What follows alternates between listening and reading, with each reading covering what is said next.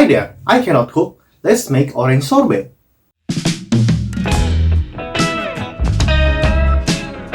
Use some orange, add sugar, freeze it, mix it up every 30 minutes, and you're basically done. And here we have our orange sorbet.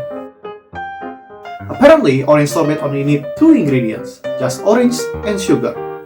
I've never made my own sorbet before, so this is my first attempt. Anyway, let's give it a try. We begin by juicing 500 grams of orange. I'm using local orange I found on the local market. Feel free to use whatever orange you can find. I'm also using a citrus press, but you can also use a fork.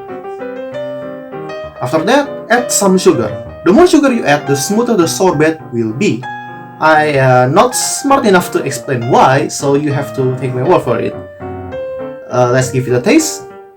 Oh wow, that's so sour. I'll add more water and more sugar. Still sour, but this should be good.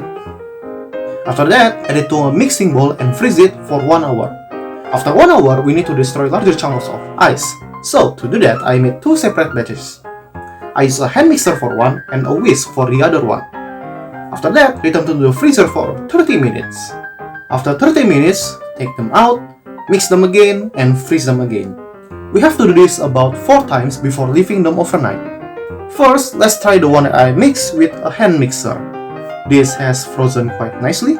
It crumbles a bit but still scoopable. And here's our first orange sorbet. I'm not gonna lie, it tastes quite sour, but it's not much a problem since I can add more sugar next time. Also, I think the texture is very soft. I can feel some ice shards in my mouth, but it's overall quite a pleasant experience. And now, let's try the other one that I mixed with a whisk. This also frozen quite nicely. It crumbles even more than the first one. It's hard to scoop though, it crumbles a lot. And here's our second orange sorbet. The texture is a lot harsher than the first one, but overall it's still quite enjoyable. It still tastes the same though, it's quite sour. Yeah, it doesn't really matter, I can still add more sugar next time.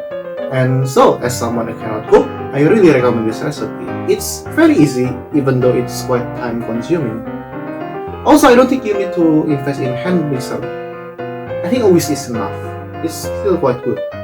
And this is the end of the video. Thank you for watching. Please subscribe and I'll see you next time.